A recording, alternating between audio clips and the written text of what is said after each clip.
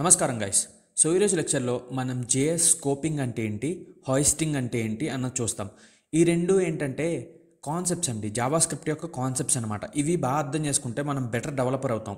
ఎందుకు better developer అవుతాం అంటున్నానంటే, ఈ జేఎస్ స్కోపింగ్ అన్నా సరే, హోయిస్టింగ్ అన్నా సరే, వేరియబుల్స్ ఎలా పనిచేస్తాయి ఎగ్జాక్ట్గా అన్నది మనకు తెలుస్తుంది. అప్పుడు మనకి ఎర్రర్లు అవ్వనివ్వండి, వార్నింగ్లు అవ్వనివ్వండి, అవి అవాయిడ్ చేసుకోవచ్చు అనమాట. ఓకే, ఫస్ట్ జేఎస్ స్కోపింగ్ అంటే ఏంటి? జావా స్క్రిప్ట్లో మనం వేరియబుల్స్ డిక్లేర్ చేసినప్పుడు, ఓకే, డిక్లేర్ అంటే అందరికీ తెలుసు కదా, ఏంటి, లెట్ ఎక్స్, దీన్ని డిక్లేర్ అంటారు. ఎందుకంటే ఏంటి, మనం చెప్తున్నాం బ్రౌజర్కి, ఓకే, ఎక్స్ అన్న వేరియబుల్ని నేను ఇస్తున్నాను, క్రియేట్ చేస్తున్నాను, దీన్ని డిక్లరేషన్ అంటాం. ఇప్పుడు ఇనీషియలైజేషన్ అంటే ఏంటి, ఎక్స్ ఈజ్ ఈక్వల్ టు 5 అని ఇచ్చాను అంటే ఏంటి, ఇక్కడ నేను డిక్లేర్ చేశాను, ఆ తర్వాత ఇక్కడ ఇనీషియలైజ్ చేశాను. ఇలాగ దానికి ఒక వాల్యూ ఇవ్వడాన్ని ఇనీషియలైజేషన్ అంటాం. ఓకేనా? సో ఇది వచ్చేసి డిక్లరేషను, ఇది వచ్చేసి ఇనీషియలైజేషన్ అనమాట. కావాలంటే మీరు ఈజ్ ఈక్వల్ టు 5 అని ఎక్కడే ఇచ్చారనుకోండి, ఇక్కడే మీరు డిక్లేర్ చేస్తున్నారు, ఇనీషియలైజ్ కూడా చేస్తున్నారు. దీన్ని ఏమంటారు, డిక్లరైజేషన్ అండ్ ఇనీషియలైజేషన్. ఓకేనా? సో ఇప్పుడు స్కోపింగ్ అంటే ఏంటంటే, మనకి 3 టైప్స్ ఆఫ్ స్కోపింగ్ ఉన్నాయి. ఒకటి వచ్చేసి గ్లోబల్ స్కోప్.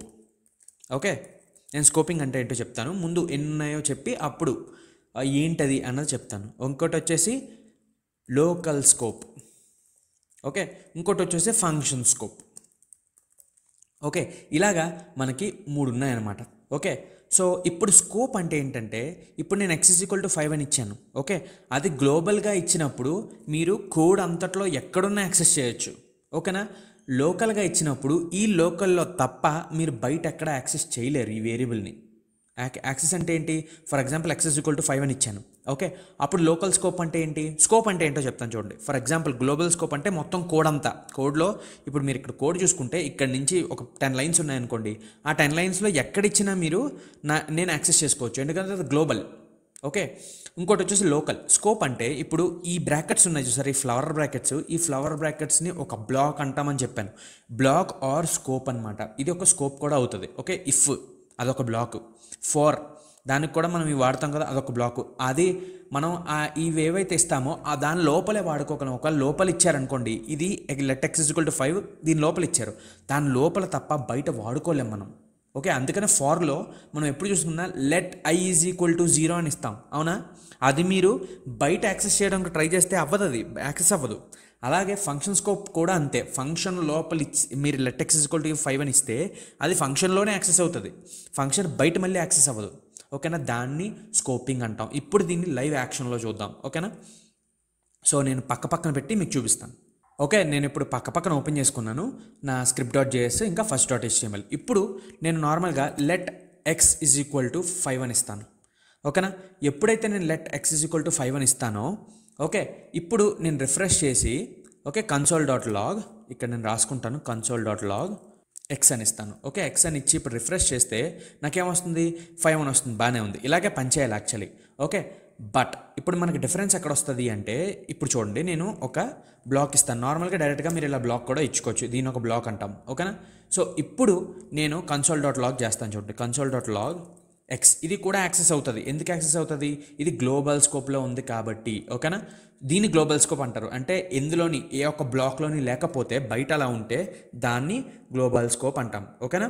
సో ఇప్పుడు నేను రిఫ్రెష్ చేస్తే చూసారా, నా 5 అనేది ఇక్కడ కూడా యాక్సెస్ అవుతుంది. బట్ ఇప్పుడు డిఫరెన్స్ చూడండి, దీన్ని నేను ఒక బ్లాక్లో పెడతాను తీసుకెళ్ళి. ఇది ఇఫ్ అవ్వచ్చు, ఫార్ అవ్వచ్చు, నార్మల్గా ఒక బ్లాక్ అయినా అవ్వచ్చు. ఓకేనా?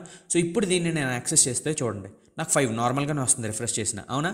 సో ఇప్పుడు ఈ చూడండి డిఫరెన్స్, ఈ console.log తీసేసి నేను ఈ బ్లాక్ బయట యాక్సెస్ చేయడానికి ట్రై చేస్తాను. ఓకేనా?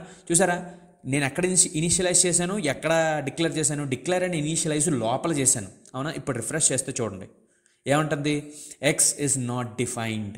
ఓకే, అంటే ఈ ఎక్స్ అన్నది డిఫైన్ చేయలేదు నువ్వు అంటుంది. ఎందుకంటుంది డిఫైన్ చేయలేదని, ఎందుకంటే ఇది ఒక స్కోప్లో ఉంది. సో ఈ ఎక్స్ అన్నది దీని లోపల మాత్రమే మీరు యాక్సెస్ చేయగలరు, దీన్ని బయట చెయ్యలేరు.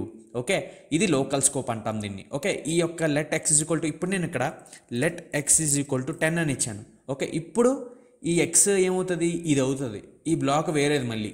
ఓకేనా? సో ఇప్పుడు రిఫ్రెష్ చేస్తే చూసారా 10 వచ్చింది. సో ఇదేమవుతుంది, గ్లోబల్ స్కోప్, ఇదేమవుతుంది లోకల్ స్కోప్. ఇప్పుడు ఫంక్షన్ స్కోప్ చూపిస్తాను. ఎప్పుడైనా మీరు ఫంక్షన్ రాశారనుకుందాం, ఓకేనా, ఫంక్షన్ నేమ్ వచ్చేసి స్కోప్ అని రాస్తాను. ఓకేనా, స్కోప్ అని రాసి, స్కోపింగ్ అంటే అందరికి అర్థమైంది కదా. స్కోపింగ్ అంటే ఎక్కడ మీరు యాక్సెస్ చేయగలరు ఆ యొక్క వేరియబుల్ని అన్నదాన్ని స్కోపింగ్ అంటాం. దీన్ని లోకల్ స్కోప్. ఇది వచ్చేసి ఇగోండి ఇక్కడి నుంచి ఇక్కడికి ఫంక్షన్ స్కోప్ అనమాట. దీని లోపలే మీరు యాక్సెస్ చేయగలరు. ఒకవేళ నేను ఇక్కడ let y is equal to 10 అని ఇచ్చాను. ఓకేనా, 10 అని ఇచ్చి console.log 20 అని ఇద్దాము, ఎందుకంటే ఆల్రెడీ 10 ఇక్కడ వాడాం కదా. 20 అని ఇచ్చి console.log y అని ఇస్తాను. ఓకేనా, ఎక్స్లు కామెంట్ అవుట్ చేసేస్తాను ఎక్స్. ఓకే, ఇప్పుడు రిఫ్రెష్ చేస్తే నేను మనకేం రాదు, ఎందుకంటే ఈ ఫంక్షన్ మనం కాల్ చేసుకోలేదు. ఓకేనా, కాల్ చేసుకుందాం, స్కోప్ అని కాల్ చేసుకుందాం. ఓకే, అందరికీ ఫంక్షన్స్ చూసారనుకుంటున్నాను. ఎవరికైనా ఫంక్షన్స్ అర్థం కాకపోతే ఎలా రాశాను ఇది అని నా ఫంక్షన్స్ లెక్చర్లో వెళ్ళి చూడండి. ఓకేనా, సో స్కోప్ ఇప్పుడు కాల్ చేశాను కాబట్టి ఇప్పుడు రిఫ్రెష్ చేస్తే నాకేమొచ్చింది, 20 అని వచ్చింది. బాగుంది. ఇప్పుడు చూడండి, నేను ఈ console.log అన్నది బయట ఇస్తాను. ఓకే, బయట ఇచ్చాను. ఫంక్షన్ ఇక్కడ కాల్ చేస్తున్నాను. కాల్ అయినప్పుడు ఇది y అన్నది వేరియబుల్ నాకు రావాలి కదా. ఇప్పుడు రిఫ్రెష్ చేస్తే చూడండి ఏముంటుంది, y is not defined. Okay, so ఎందుకు y ఈజ్ నాట్ డిఫైన్డ్ అంటుంది అంటే ఇది ఈ y అన్నది దీని లోపల మాత్రం ఈ యొక్క బ్లాక్ ఏదైతే ఉందో అందులోనే యాక్సెస్ అవుతుంది. దాన్ని బయటకు వచ్చేసేటప్పటికి మనకు యాక్సెస్ అవ్వదు అది. ఓకేనా, సో అందరికీ అర్థమైంది అనుకుంటున్నాను. ఇవి బేసిక్గా స్కోపింగ్ అన్నది. ఎందుకు ఇది నేను స్కోపింగ్ నేర్చుకోవాలి అంటే, ఫర్ ఎగ్జాంపుల్ మీరు తెలియక, ఫర్ ఎగ్జాంపుల్ ఫార్ లూప్లో మనం చూసుకుంటే ఫార్ అని రాసి ఇక్కడ మనం let i is equal to 0, i less than 10, i plus plus అని ఇస్తున్నాం. అవునా, ఇక్కడ మీరు ఎప్పుడైతే let i is equal to 0 ఇస్తున్నారో అది ఈ యొక్క దీన్ని లోకల్ స్కోప్ అవుతుంది అది. ఓకేనా, ఈ యొక్క బ్రేసెస్ ఉన్నాయి చూసారా, అందులోపల యాక్సెస్ చేయగలరు, బయట యాక్సెస్ చేయలేరు. కావాలంటే చూడండి, నేను ఇక్కడ console.log ఓకే i అని ఇస్తాను, ఎందుకంటే i మనం అక్కడ డిక్లేర్ చేసాం కదా. ఇప్పుడు ఎప్పుడైతే నేను అక్కడ i అని ఇచ్చి దీన్ని కామెంట్ అవుట్ చేస్తాను దీన్ని కూడా. ఓకే, సో ఎప్పుడైతే ఇక్కడ నేను i అని ఇచ్చి రిఫ్రెష్ చేస్తే చూసారా ఏమంటుందో, i ఈజ్ నాట్ డిఫైన్డ్ అంటుంది. ఎందుకంటుంది, ఎందుకంటే ఈ బ్లాక్ ఏదైతే ఉందో దాన్ని బయట మనం యాక్సెస్ చేయలేం. ఎందుకని, ఇది లోకల్ స్కోప్ ఇది.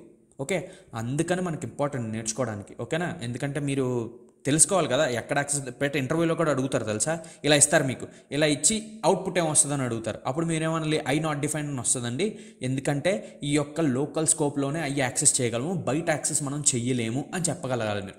ఓకేనా, సో ఇప్పుడు నేను లోపల console.log ఇప్పుడు మనం చేసేది ఇది. ఇప్పుడు i అని చూస్తే నాకు ఫార్ లూప్ రన్ అవుతుంది. ఇప్పుడు చూడండి, చూసారా రన్ అవుతుందా, 0 నుంచి 9 వరకు యాక్సెస్ అవుతుంది ఇప్పుడు నా i, బట్ బయట నా అది యాక్సెస్ అవ్వట్లేదు. ఓకేనా, సో ఇదన్నమాట బేసిక్గా స్కోపింగ్ అన్నది. ఓకే, సో ఇప్పుడు హాయిస్టింగ్ అంటే ఏంటో చూద్దాం. ఓకే, ఇక్కడ మీరు చూసుకుంటే హాయిస్టింగ్ అని ఉంది. అవునా, హాయిస్టింగ్ అంటే ఇప్పుడు ఎప్పుడైనా మీరు ఫ్లాగ్ హాయిస్టింగ్ చేశారా? ఓకే, ఇది నేను కామెంట్ అవుట్ చేసేస్తాను. ఫ్లాగ్ హాయిస్టింగ్ అంటే ఏంటి, ఇప్పుడు జెండా వందనం అంటే flag hoisting.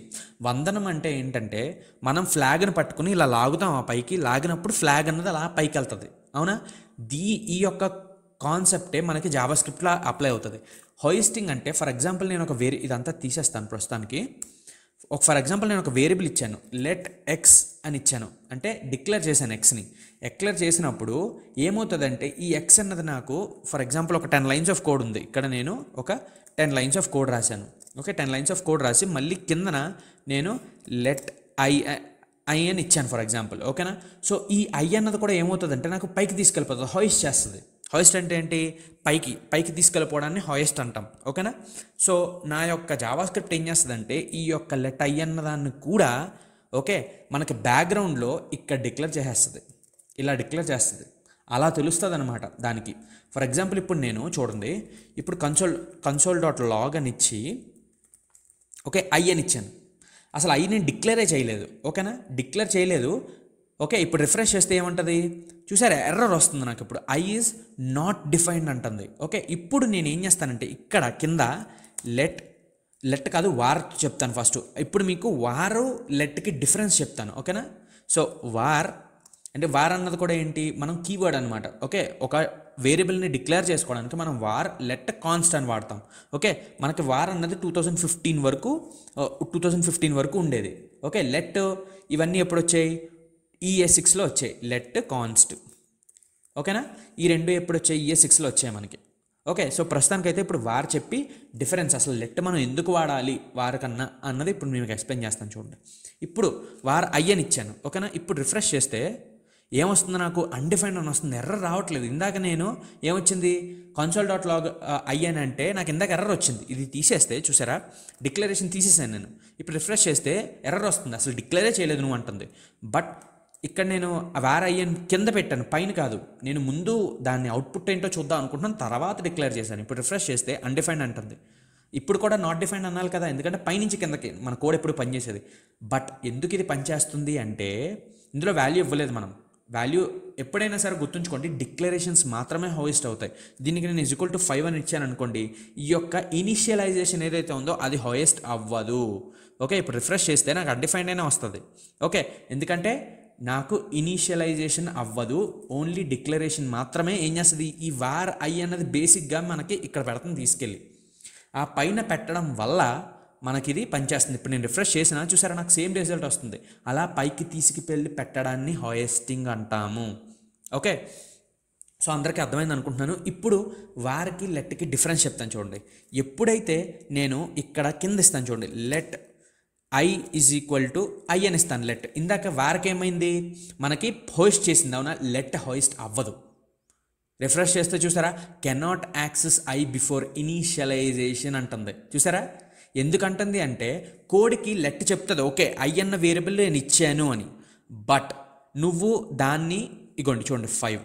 Okay, initialisation ఇచ్చానా, initialisation ఇచ్చినా లేకపోతే మీరు డిక్లేర్ చేసినా, ఎప్పుడైతే దీన్ని ఇనిషియలైజ్ డిక్లేర్ చెయ్యకుండా మీరు దాన్ని అవుట్పుట్ చూడలేరు. చూసారా, ఇది మనకు బాగా పనిచేస్తుంది. ఎందుకు పనిచేస్తుంది అంటే, ఫర్ ఎగ్జాంపుల్ కొన్ని వేరియబుల్స్ ఉంటాయి, మీరు చాలా పెద్ద కోడ్ రాశారు, రాసి కిందనిచ్చారు, ఎక్కడో కిందనిచ్చి పైన మర్చిపోయి పైన యాక్సెస్ చేయడానికి ట్రై చేస్తున్నారు. అప్పుడు మీకు తెలుస్తుంది అనమాట దీని ద్వారా, ఓకే నేను దీన్ని ఇవ్వడం మర్చిపోయాను అని, ఓకే దీన్ని పైన ఇవ్వాలి అని. ఓకేనా, సో అలాంటి సెక్యూరిటీ ఇష్యూస్ అనమాట అవి బేసిక్గా. సో అలాంటి వాటి నుంచి తప్పించుకోవడానికి మీరు నార్మల్గా ఈ యొక్క లెట్ అన్నది వాడతాం. గుర్తుంచుకోండి, లెట్ అన్నది హోయెస్ట్ చెయ్యనివ్వదు. అంటే కోడ్కి చెప్తుంది ఇలాగా, ఓకే ఐ అన్న వేరియబుల్ ఉంది అని చెప్తుంది. అంటే కోడ్ దానికి తెలుసు దానికి ఐ అన్నది ఉందని. అందుకనే ఏమంటుంది, కెనాట్ యాక్సెస్ అంటాం తప్ప డిక్లేరే చేయలేదు నువ్వు అంటలేదు. ఇప్పుడు చూడండి, నేను దీన్ని కామెంట్ చేసి రిఫ్రెష్ చేస్తే నాకు డిఫరెంట్ ఎర్రర్ వస్తుంది. ఏమని, ఐ నాట్ డిఫైన్డ్ అని, అసలు డిఫైనే చేయలేదు నువ్వు అంటుంది. ఓకే, ఇప్పుడు ఐ జస్ట్ ఐ అని పెడతాను. ఇప్పుడు రిఫ్రెష్ చేస్తే ఏమంటుంది, కెనాట్ యాక్సెస్ అంటుంది. అంటే దానికి తెలుసు ఐ ఉంది అని తెలుసు, కాకపోతే యాక్సెస్ చేయనివ్వట్లేదు అనమాట. ఇది యాక్చువల్లీ గుడ్ థింగ్, ఎందుకంటే మీరు పెద్ద పెద్ద కోడ్ రాసినప్పుడు మీకు చాలా ఉపయోగపడుతుంది ఇది. ఓకేనా, సో అలాగా మీకు వారికి లెట్కి డిఫరెన్స్. లెట్ ఏంటి, హోయెస్ట్ చేస్తుంది, సారీ వార్ ఏం చేస్తుంది, హోయెస్ట్ చేస్తుంది. లెట్ హోయెస్ట్ చేయనివ్వదు, యాక్సెస్ చేయనివ్వదు. ఓకేనా, సో సేమ్ అలాగే కాన్స్ట్ కూడా సేమ్ అలాగే పనిచేస్తుంది. ఓకే, కాన్స్ట్ ఐ అని ఎప్పుడైతే ఇచ్చారో, కాన్స్ట్ ఐ అని ఇచ్చినప్పుడు ఇనిషియలైజేషన్ కూడా ఇవ్వాలి. ఓకేనా, ఐ అని ఇచ్చి వదిలేస్తే అవ్వదు. ఓకేనా, ఐ అని ఇచ్చి డిక్లేర్ చేసేసారు, ఓకే బాగుంది. కాకపోతే ఇనిషియలైజ్ చేయడానికి అయితే చూసారా ఎర్రర్ వస్తుంది నాకు. ఎందుకు వస్తుంది ఎర్రర్ చూసారా, const declarations must be initialised, అంటే నువ్వు నెంబర్ ఇవ్వాల్సిందే. ఓకేనా, దీన్ని కూడా నాకు యాక్సెస్ చేసుకొని ఇవ్వదు. చూసారా సేమ్ అంటుంది, అదే అంటుంది. ఏమంటుంది, cannot access I before initialisation. ఎందుకంటుంది, ఇవన్నీ ఎక్కడ ఉండాలి, ముందే ఉండాలి. నువ్వు యాక్సెస్ చేసే ముందే నాకు ఇది ఇవ్వాలి, ఇవ్వకపోతే ఎర్రర్ చూపిస్తాను అంటుంది. ఓకేనా, ఇప్పుడు రిఫ్రెష్ చేస్తే నాకు 0 వచ్చింది. చూసారా, ఓకే సో అందరికీ అర్థమైంది అనుకుంటున్నాను ఏంటిది అన్నది. ఓకే, సో ఎవరికైనా ఏమైనా డౌట్ ఉంటే కామెంట్ బాక్స్లో పెట్టండి. ఇవి జస్ట్ కాన్సెప్ట్స్ అనమాట. ఓకేనా, సో ఇప్పుడు నెక్స్ట్ లెక్చర్లో మనం this keyword, one of the most important and most confusing అండి ఇది. ఓకేనా, సో కొంచెం జాగ్రత్తగా వినడానికి ట్రై చేయండి. Okay, so next class this కీవర్డ్లో కలుద్దాం గైస్.